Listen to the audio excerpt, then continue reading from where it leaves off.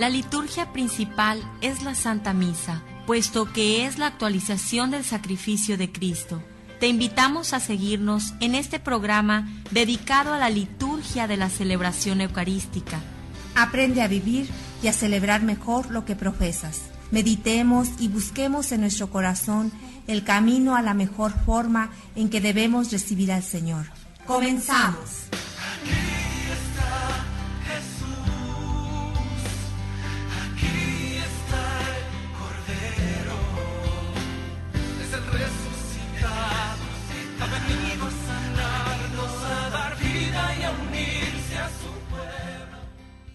Hermanos, hermanas, ¿cómo están?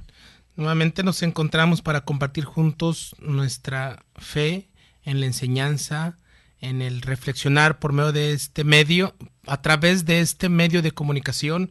Les habla su hermano y amigo, el Padre Francisco Javier Montes, y nos ponemos en la presencia del Espíritu Santo. Ven, Señor, envía tu Espíritu que renueve nuestros corazones. Envíanos, Señor, tu luz y tu calor, que alumbre nuestros pasos, que encienda nuestro amor. Envíanos tu Espíritu y un rayo de tu luz. Encienda nuestras vidas en llamas de virtud. Envíanos, Señor, tu fuerza y tu valor, que libre nuestros miedos, que anime nuestro ardor. Envíanos tu Espíritu, impulso creador, que infunda en nuestras vidas la fuerza de su amor. Envíanos, Señor, la luz de tu verdad, que alumbre tantas sombras de nuestro caminar. Envíanos tu Espíritu, su don renovador. Engendre nuevos hombres con nuevo corazón. Así sea. Y hermanos, hermanas, en este tiempo que tenemos tan breve para poder encontrarnos con Dios a través de su conocimiento, nos vamos a adentrar en esta reflexión de la síntesis de nuestra fe y hablar de un Dios vivo, o sea, un Dios personal. Los fariseos se escandalizaban cuando Jesús hablaba con familiaridad de su Padre y le llamaba Padre y él se llamaba Hijo de Dios. Una de las acusaciones que hicieron los fariseos fue: este hombre común y corriente se hace llamar Hijo de Dios. Entonces tenemos que nosotros que interrogar, decir que Dios es persona, ¿no es igualarlo a nosotros rebajándolo, haciéndolo pequeño? Y vamos a ver que dice San Pablo, Dios envió a su Hijo. Jesucristo se anonadó, es decir, tomó nuestra condición humana y se hizo en todo como nosotros, menos en el pecado. Fue la muestra clara de esa frase de San Juan: tanto amó Dios al mundo que entregó a su Hijo único, porque se despoja, dice San Pablo, de su condición divina para pasar todas las necesidades que nosotros pasamos desde que llegamos a este mundo hasta que Dios nos manda a llamar. Jesús pasa por todas las etapas humanas, de alegría, de descanso, de sed, de cansancio, de alegría, de gozo, de festejo, de celebración, también de problemas entre sus discípulos, de envidias, de murmuraciones, de falsos testimonios, de soberbias. Entonces, cualquier tipo de situación, hasta del dolor y del sufrimiento. ¿No es mejor decir, como hacen algunos, que Dios es una fuerza impersonal, ilimitada, en la que nos vamos a diluir al final de nuestra vida, como muñecos de sal que se deshacen en el mar y que así se hacen mar? Y tenemos que decir estas opciones de la fe cristiana. Dios es un ser personal, o un Dios viviente, como lo llama la Biblia. Yo soy el Dios de los vivos, el Dios de Abraham, el Dios de Isaac, el Dios de Jacob. Dios es Dios de vivos y no de muertos. Dice una de las frases que nosotros usamos en el ritual de exequias: hermanos, vamos a como es la costumbre cristiana de sepultar a nuestros hermanos difuntos, porque sabemos que Dios es un Dios de vivos para todos, no de muertos, Dios de la vida. Entonces tenemos que decir, no con las cosas, sino con el descubrimiento del tú. Es como llegamos a nuestro yo y al tú de Dios. Al decir que Dios es un Dios personal, estamos queriendo decir que es un tú, un tritú, es decir, que oye, ve y habla, que es libre, consciente de sí mismo, capaz de responder de sus actos y de hacer historia y de entrar en relación, de revelarse, de descubrirse y nombrarse a sí mismo, yo soy el que soy, con un verbo en presente constante. No es un verbo ni del pasado ni del futuro, es presente continuo. Yo soy el que soy. Es un ser autónomo en su pensar y actuar, distinto de las cosas y distinto de las demás personas. No es una simple idea o una cadena de sucesos o cosas, etcétera, sino que evidentemente no es persona en cuanto tenga un cuerpo con oídos, ojos, nariz, manos, boca, sino en el sentido de que es un ser que puede comunicarse, acercarse, hacerse presente, darse, pensar, tomar decisiones, amar, etcétera. Si nosotros nos vamos a los estudios científicos de la materia, entendemos que ya hay cosas más pequeñas que la molécula y que el mismo átomo. Esa ciencia que se habla de la nanografía, de los seres que nosotros no vemos, sino solamente con microscopios, y que puede haber vida en otras galaxias, nadie lo puede negar. Nadie puede decir que no hay vida porque fuera de este planeta hay vida en abundante. Pero para nosotros, por allí hay novelas que pueden leer de ciencia ficción, hay películas, hay por allí una película que se llama La Huésped, que habla de una vida planetaria y que se ve cómo las criaturas extraterrestres invaden a los humanos y se posesionan de los cuerpos humanos, pero son almas, son seres vivientes. Bueno, hay infinidad de teorías, infinidad de novelas, de leyendas o de fábulas, como quieran llamarles, pero de que hay vida microscópica y de que hay vida fuera de este planeta, nadie lo puede negar. Así que a partir de allí nosotros decimos, Dios en el sentido humano es alguien que no tiene ni cuerpo, ni manos, ni ojos, ni boca, pero es un ser que puede comunicarse, acercarse, hacerse presente, darse, pensar, tomar decisiones, amar, porque esa es la inspiración del Espíritu Santo a los autores sagrados que escribieron el Génesis y toda la Sagrada Escritura, con la inspiración del Espíritu Santo para poder dar el mensaje. La Biblia es un mensaje muy claro, y cuando el autor sagrado escribe en el Génesis, hagamos al hombre a nuestra imagen y semejanza, no significa que le iba a dar el cuerpo que Dios tenía, sino alguien que pudiera comunicarse, acercarse, hacerse pensar, darse, tomar decisiones, amar, celebrar, gozarse, etcétera, etcétera. La Biblia nos muestra cómo el hombre llegó primero a experimentar como persona a Dios y luego a partir de él a descubrirse a sí mismo como tal. Contrariamente a aquellos filósofos existencialistas como Feuerbach, inspirador de Marx, el gran hombre que escribió sobre el comunismo y que influyó sus teorías comunistas sobre los países socialistas. Feuerbach, que fue el que dijo que el hombre era el creador de Dios y no Dios el creador del hombre, en un juego de tesis filosóficas decir esto, pues es muy osado, de que Dios existe porque el hombre lo piensa o porque el hombre lo crea. Es tan absurdo este pensamiento existencialista del filósofo Feuerbach. Es un filósofo que influyó en las teorías marxistas. La fe cristiana nos lleva a creer en Dios como un ser que crea a todos los seres personales, un tú con letras mayúsculas, un tú que convierte a cada uno de nosotros en un yo.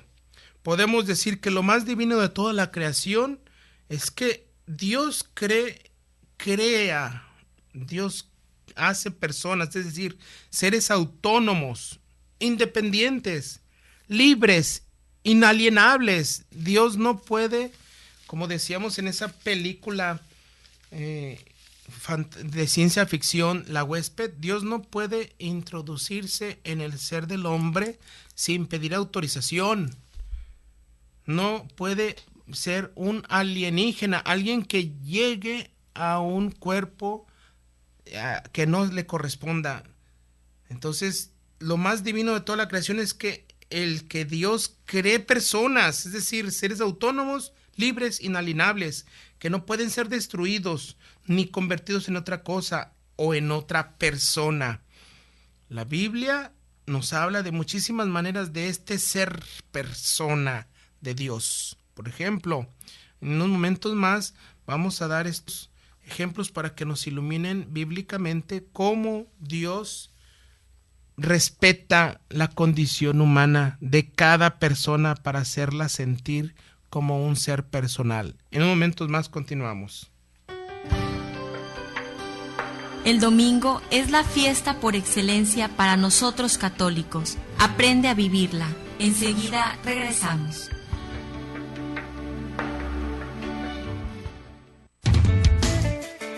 Sé un amigo Koinonía desde casa. Necesitamos de tu colaboración. Paso 1. Consigue tu alcancía. Paso 2. Ponla en un lugar especial en casa. Puede ser cerca de tu altar para no olvidar que tu ayuda es por la evangelización a través de los medios de comunicación. Paso 3. Deposita diariamente 3.50 pesos. Paso 4. Una vez cumplido el mes, llámanos 622-8962. Nosotros nos encargamos del resto. Sé un amigo Koinonía desde casa. Koinonía Radio, levantando la voz para evangelizar. Koinonía Radio. Apoya la evangelización de medios de comunicación en la Arquidiócesis de Tijuana. En México, puedes hacer tu ofrenda en Banamex a nombre de PIT Prensa AC. Número de cuenta 0990-89403. Koinonía Radio, la radio de la Arquidiócesis de Tijuana y la Arquidiócesis de Tijuana en tu radio.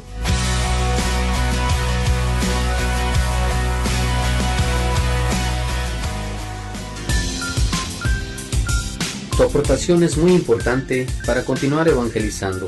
Banco of America, número de cuenta 32 50 13 78 84 47. Koinonía Radio, levantando la voz para evangelizar.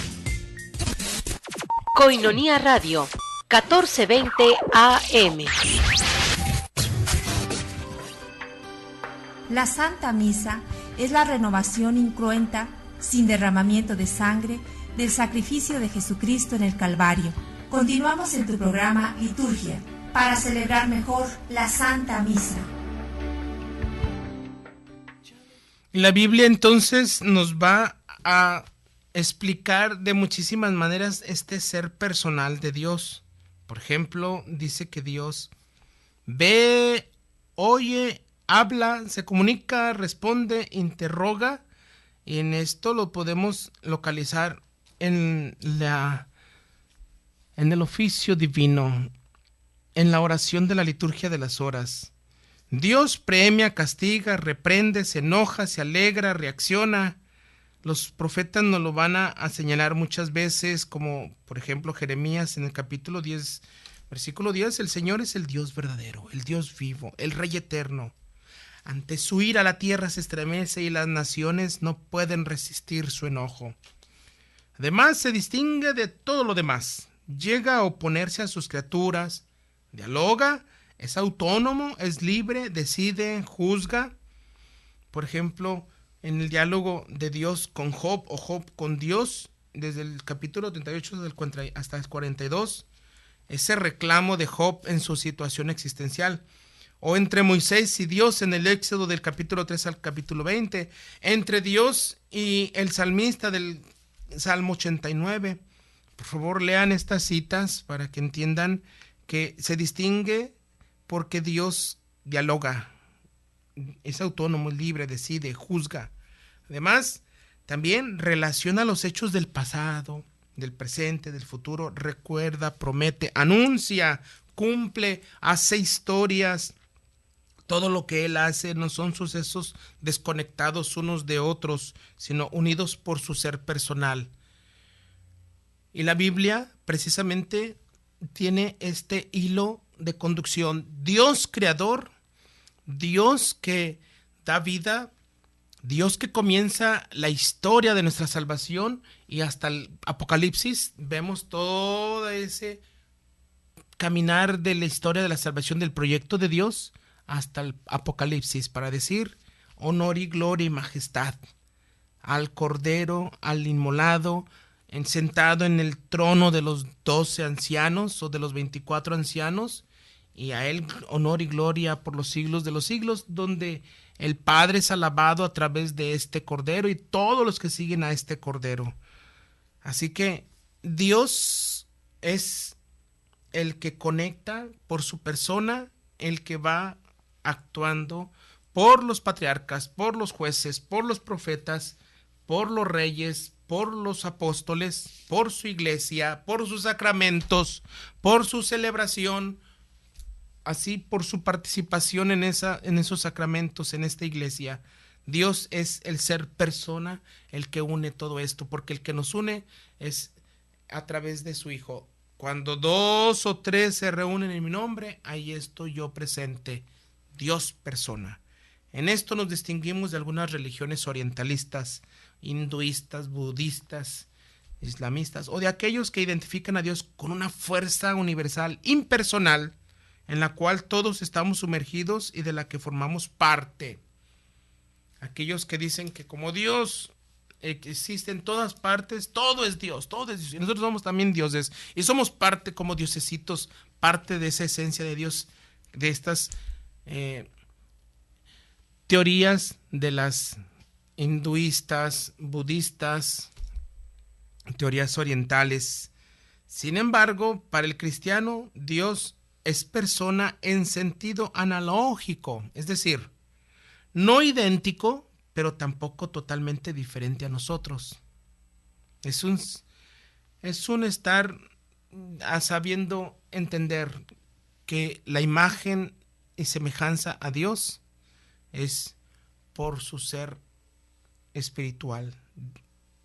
Es no idéntico, pero tampoco totalmente diferente a nosotros, sino con cierta semejanza proporcional a lo que cada uno es, expresando su bondad, su misericordia, en las virtudes, el perdón, ante todo la caridad, de ese amor incondicional de Dios reflejado en la caridad para con sus hijos.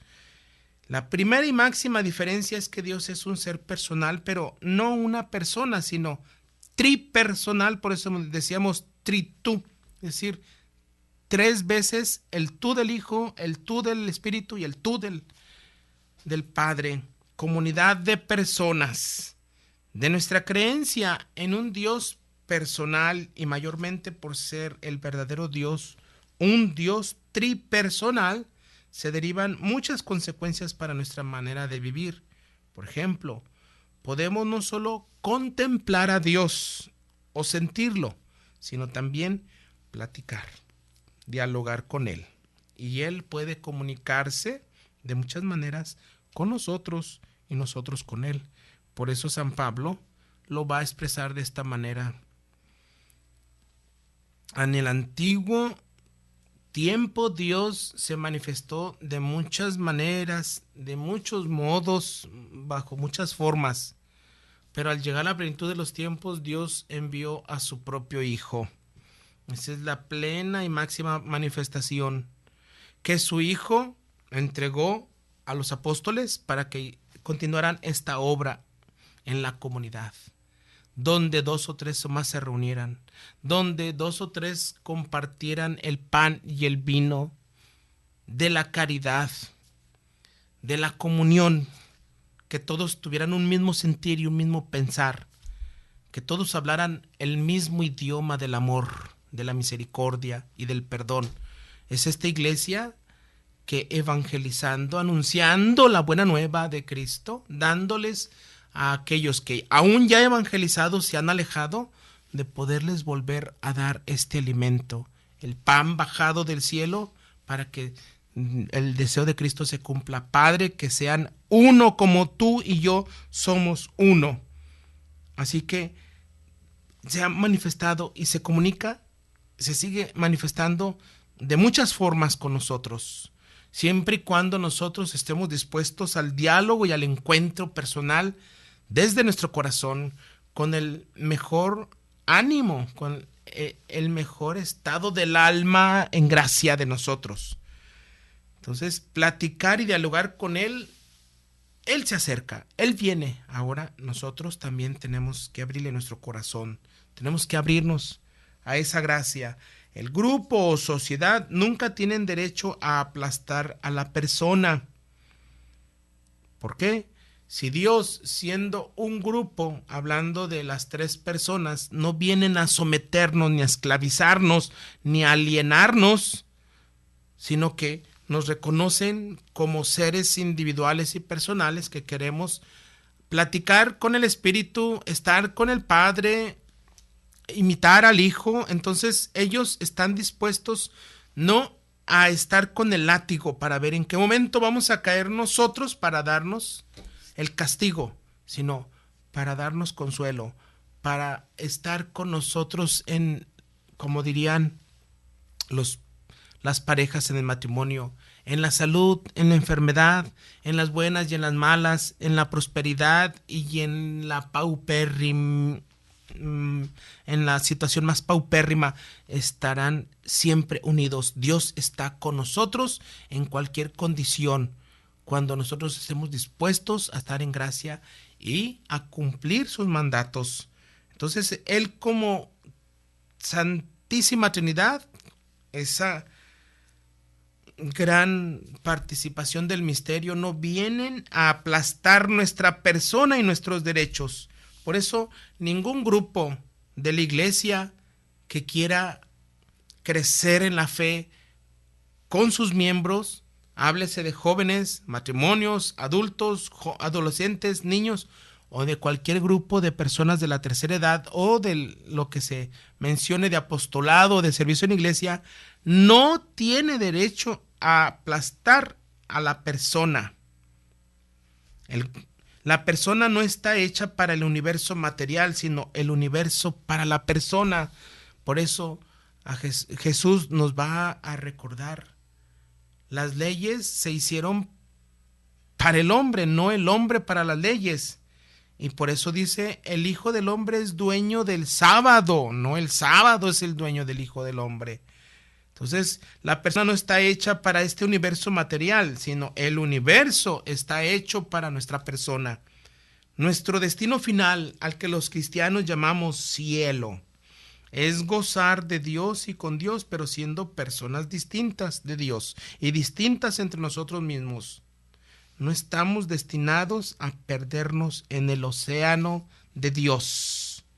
Así que hablar con Dios, buscar a Dios, no significa que nos va a esclavizar o que nos va a quitar nuestra libertad. Entendamos entonces que Dios respeta nuestra individualidad y nuestro ser persona, así como nosotros tendremos que respetar a Dios y a respetar a cada uno de nuestros hermanos en el más insignificante. No olviden que Dios está en el hermano, está en su iglesia, está en el lugar que lo invoquemos, pero principalmente está en el más necesitado, en el más pobre, en el más débil, en el que más necesita de nosotros. Entonces Dios estará en su iglesia cuando nosotros reflejemos ese precioso rostro de Cristo crucificado. El Cristo crucificado que, consumando toda la ley en su persona, nos da vida, una vida en abundancia, una vida que no es un lugar geográfico de felicidad, sino el estado que Él nos quiere dar de paz y de felicidad eterna.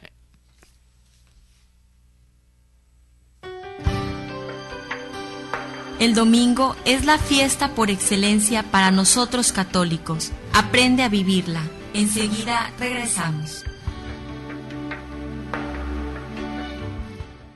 Inmigrante de lugar en lugar, de país en país, yo me fui. La Iglesia acepta los nuevos retos que le presentan la migración humana, intensificando la solidaridad y respeto por la dignidad del migrante y sus derechos fundamentales. El Padre José Lamberto López Rosas nos ayuda a comprender este proceso en tu programa Movilidad Humana, los martes a las 8 de la noche por Coinonía Radio 1420 AM y por www.tjcatólico.com. Sueños en mi camino, recuerdos que me acompañan.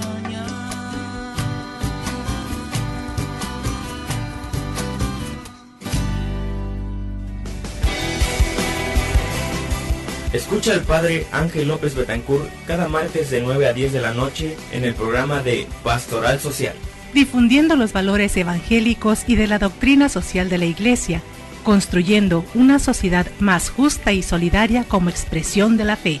Pastoral Social de la Iglesia, martes 9 de la noche por Coinonía Media, www.tjcatólico.com. A Tijuana llega Ministerio de Música GESED. El Seminario Diocesano de Tijuana te invita al gran concierto con GESED. Sábado 15 de junio en el Seminario Menor, Cerro Colorado, a partir de las 6:30 de la tarde. Venta de boletos en Seminario Diocesano Mayor y Menor y Coinonía Radio. Donativos 60 pesos niños y adultos. Ministerio de Música GESED, única presentación en Tijuana. Seminario Diocesano de Tijuana invita. Amén. Aleluya. Amén. Aleluya. Amén. La Santa Misa es la renovación incruenta, sin derramamiento de sangre, del sacrificio de Jesucristo en el Calvario. Continuamos en tu programa Liturgia, para celebrar mejor la Santa Misa.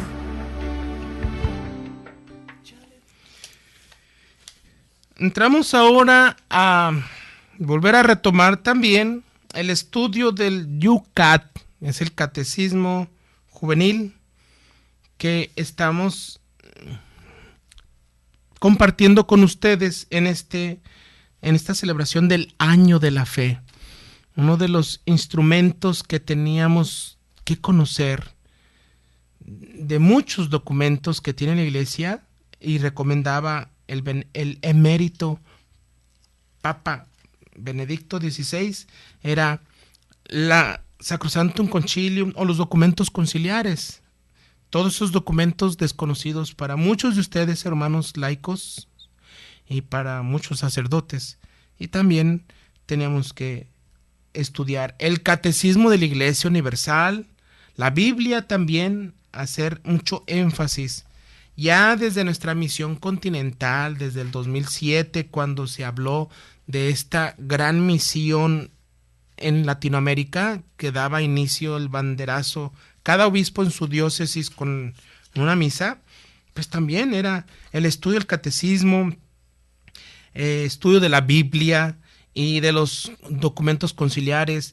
El mismo señor arzobispo de Tijuana, el señor Rafael Romo, nuestro arzobispo, en su carta pastoral que dio en la asamblea de este año, esa carta maravillosa, también habla del estudio de la Biblia, del estudio del catecismo. O sea, por todos lados se nos recuerda a nosotros seglares, a ustedes seglares, a nosotros pastores, que tenemos que estar continuamente estudiando los documentos, principalmente la Sagrada Escritura, escrutándola, interpretándola, sabiendo nosotros que por la hermenéutica tenemos que predicarla en la homilía, en la catequesis, en los retiros, en los encuentros, en las asambleas, en las posasambleas, que todo esté basado precisamente en el magisterio de la Iglesia, en la Sagrada Escritura. Así que este catecismo del Yucat habíamos comenzado a reflexionar en el Espíritu Santo. ¿Qué papel tiene el Espíritu Santo en la vida de Jesús? Pues decíamos, sin el Espíritu Santo no se puede comprender a Jesús. En su vida se mostró como nunca antes la presencia del Espíritu de Dios, que denominamos Espíritu Santo. Es Él, el Espíritu, el que viene al seno de María Virgen. Él es el que lleva al seno de la Virgen María la vida del Hijo de Dios. Así que empieza ya desde ese momento a la plenitud de los tiempos, nacido por una mujer y nacido bajo la ley, dice San Pablo. Jesús en el seno de María lo confirmó como el Hijo amado en el bautismo para comenzar su vida pública. Lo guió al desierto para mostrarnos cómo debemos enfrentar las tentaciones del poder, del dinero, de la soberbia, del querer ser el primero entre los demás y del querer atentar a Dios. Entonces lo guía al desierto para que ayune 40 días y 40 noches y comenzar la predicación del anuncio del reino, un reino de perdón de los pecados, de conversión de nosotros, de la llegada de Dios a nuestra vida. Así que lo vivificó hasta el final, cuando Jesús, al estar entregando su vida al Padre, expiró el Espíritu. En la cruz Jesús exhaló el Espíritu. Después de su resurrección otorgó a sus discípulos el Espíritu Santo, donde Jesús en las apariciones que tiene para con sus apóstoles miedosos y temerosos de los judíos y de lo que pasara afuera, encerrados en el cenáculo, en medio de ellos Jesús llega y les sopla el Espíritu Santo, soplando sobre ellos, imponiéndole las manos para decirles: reciban el Espíritu Santo. A quien le perdonen los pecados le quedan perdonados, y a quien no se los perdonen les quedan sin perdonar. Así que después de su resurrección otorga a sus apóstoles el Espíritu Santo. Con ello, con el Espíritu Santo pasó a la iglesia. Como el Padre me ha enviado, así también yo los envío. En ese envío de Jesús, al llegar a sus discípulos para que continúen con esa fuerza del Espíritu Santo.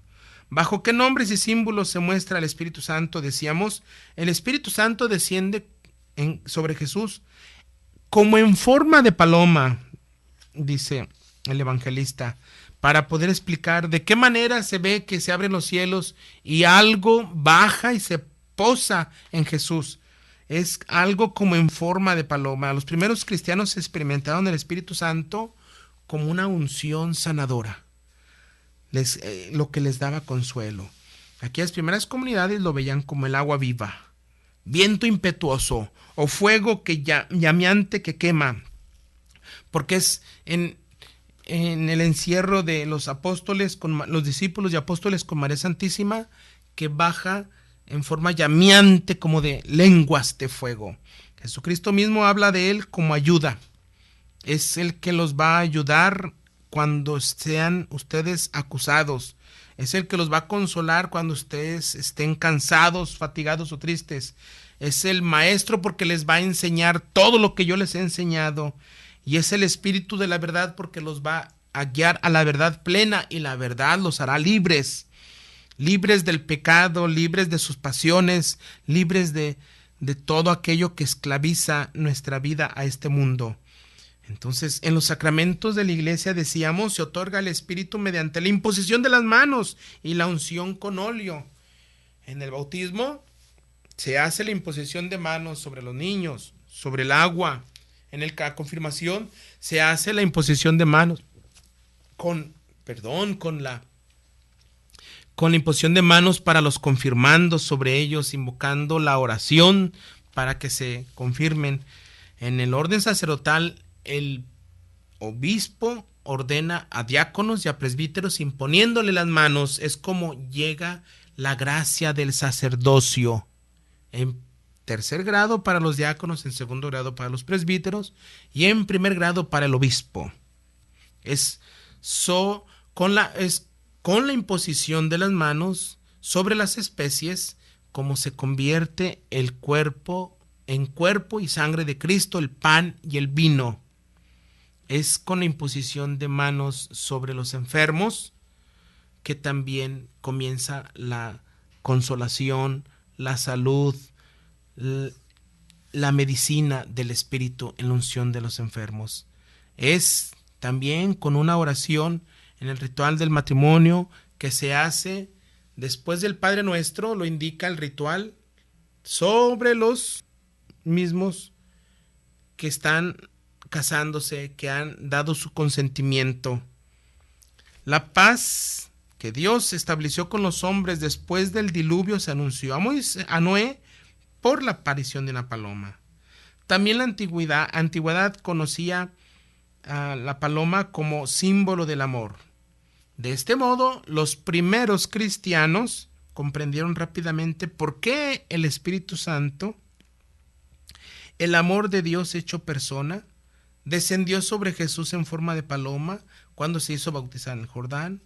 Pero hoy en día la paloma es el signo de la paz conocido en todo el mundo y uno de los más grandes símbolos de la reconciliación de los hombres con Dios. Ahora, ¿qué quiere decir que el Espíritu Santo habló por los profetas? Ya en la antigua alianza, Dios colmó a hombres y mujeres con el Espíritu Santo, de modo que alzaran la voz en favor de Dios. Escucha, Israel, inmediatamente ese saludo del profeta. Escucha, que va a hablar Dios. De modo que alzaran esa voz en favor de Dios, hablarán en su nombre y prepararán al pueblo para la llegada del Mesías. En la antigua alianza, Dios escogió hombres y mujeres que estuvieran dispuestos a dejarse convertir por Él en consoladores, en guías, en amonestadores de su pueblo.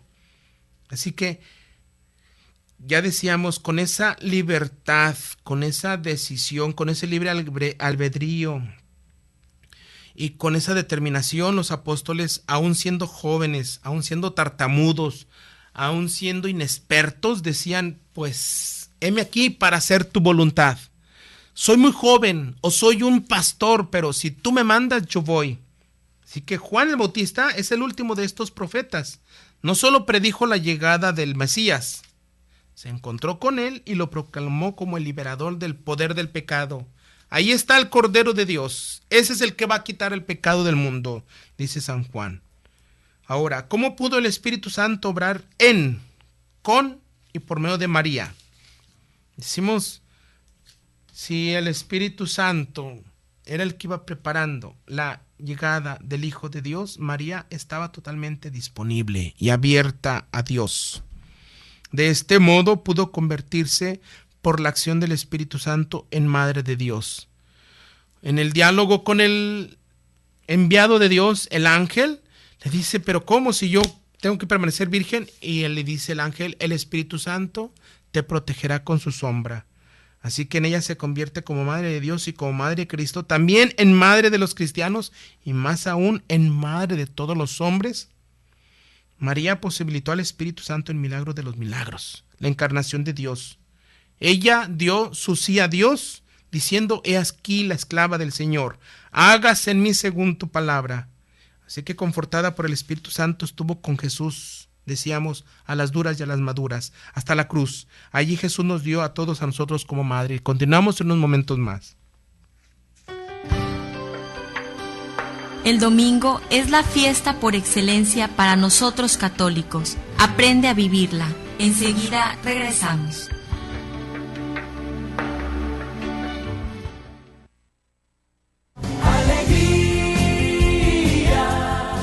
Tijuana llega Ministerio de Música GESE. El Seminario Diocesano de Tijuana te invita al gran concierto con GESE. Sábado 15 de junio en el Seminario Menor, Cerro Colorado, a partir de las 6:30 de la tarde. Venta de boletos en Seminario Diocesano Mayor y Menor y Coinonía Radio. Donativos 60 pesos niños y adultos. Ministerio de Música GESE, única presentación en Tijuana. Seminario Diocesano de Tijuana invita. Amén, aleluya, amén, aleluya, amén.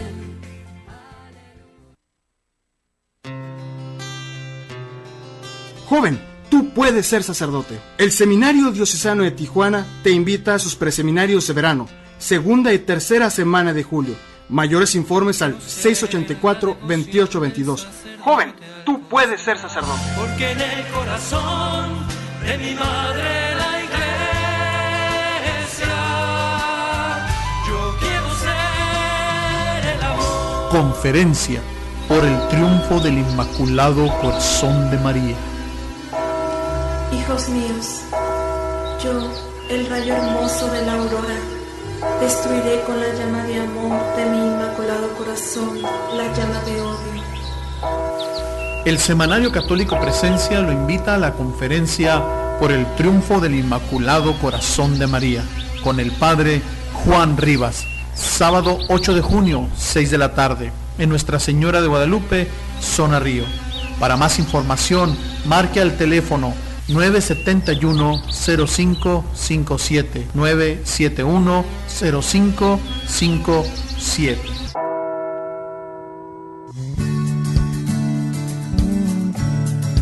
Coinonía Radio, levantando la voz para evangelizar.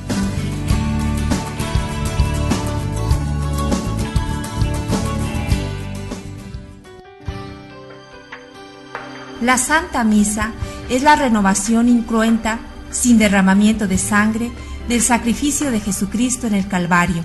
Continuamos en tu programa Liturgia, para celebrar mejor la Santa Misa.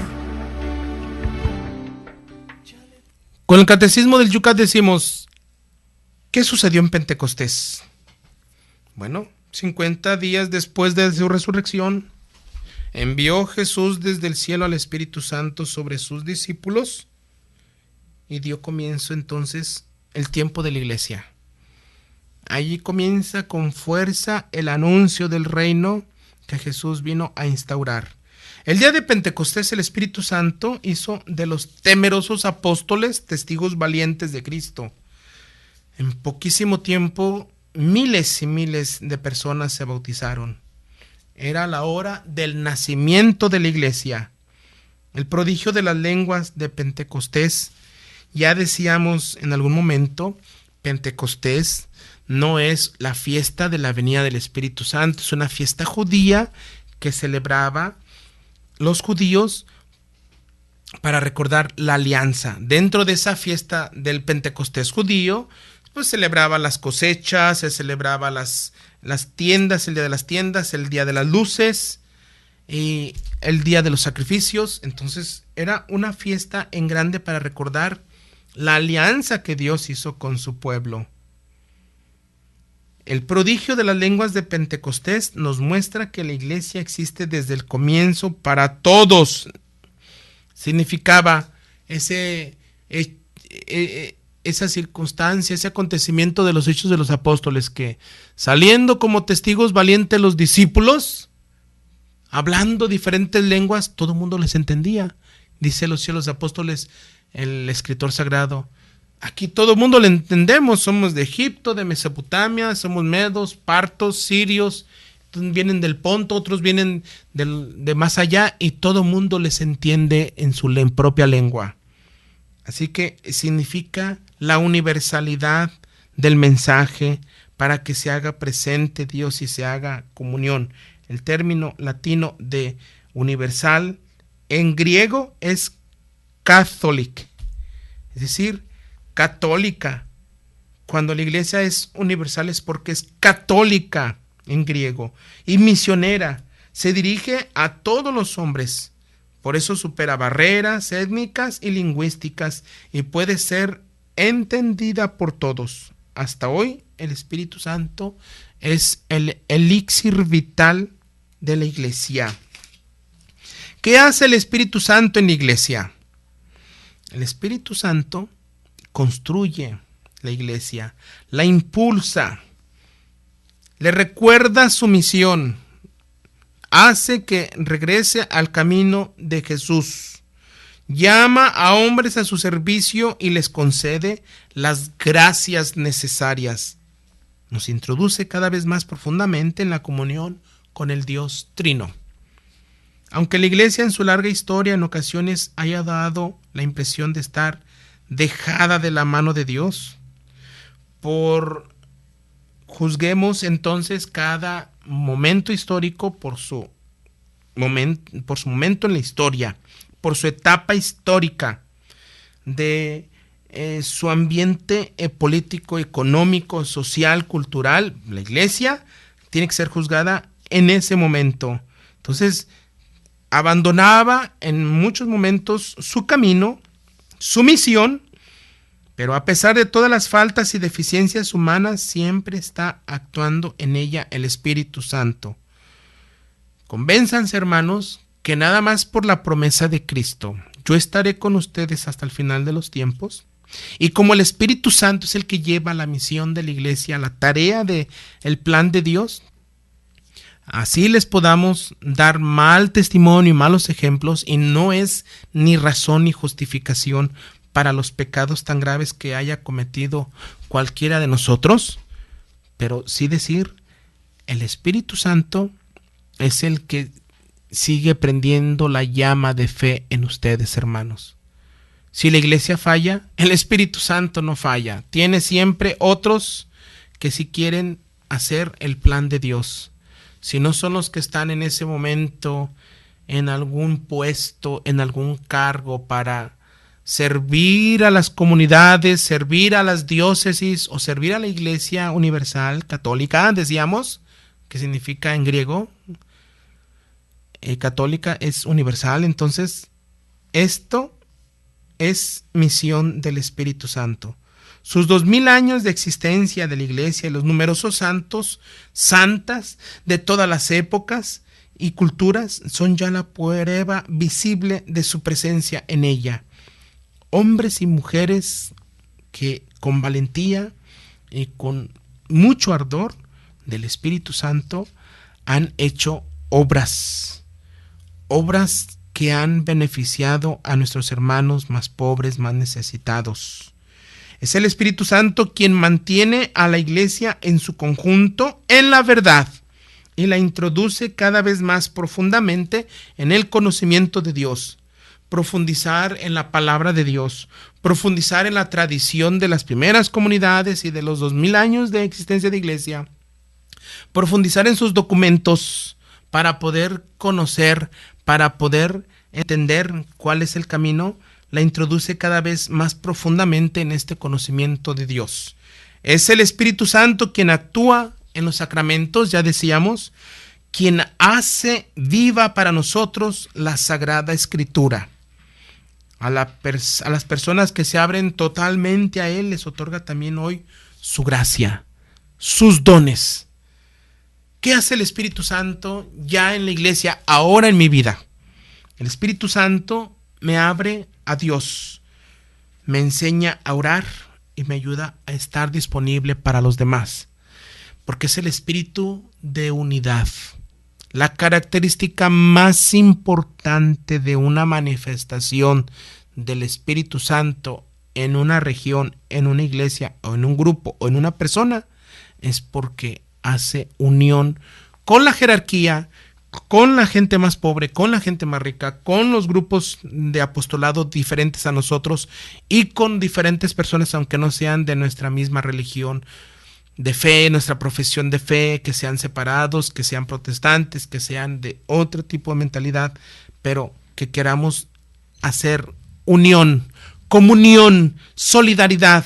Esa es una perfecta manifestación del Espíritu Santo, porque es la unidad, la característica de este Espíritu, en la que Jesús dice, Padre, que tú y yo seamos uno, es porque invoca al Espíritu Santo.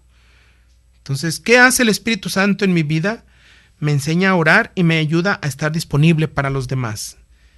El huésped silencioso de nuestra alma, así lo llama San Agustín al Espíritu Santo. Y quien quiera percibirlo debe hacer silencio.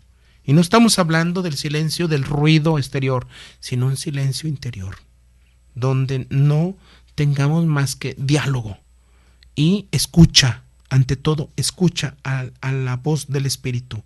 Con frecuencia este huésped habla bajito dentro de nosotros, por ejemplo, en la voz de nuestra conciencia o mediante otros impulsos internos y externos.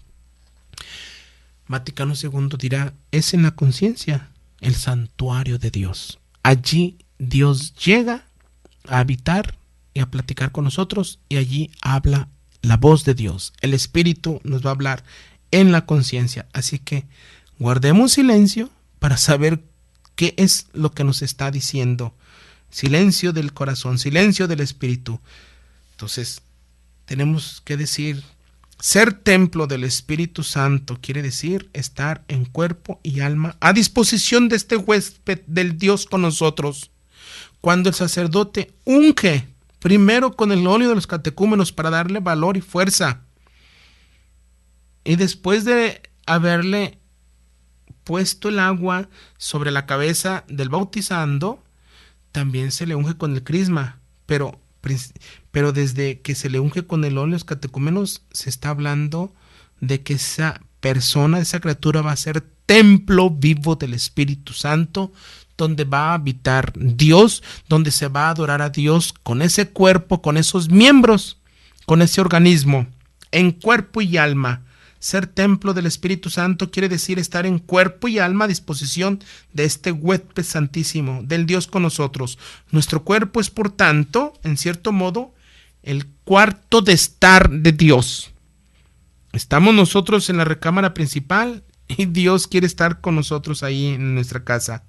Cuanto más nos abramos al Espíritu Santo en nosotros, tanto más se convertirá en maestro de nuestra vida.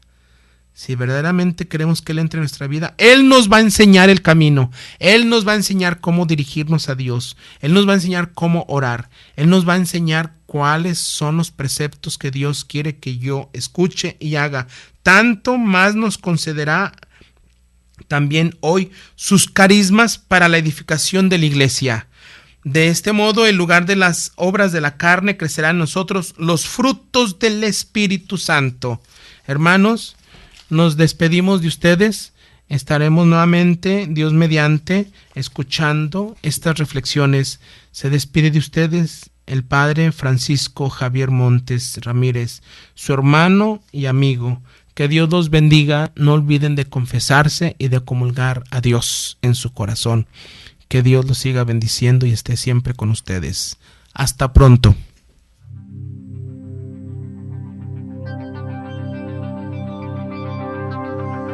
Por hoy, nuestro programa ha terminado.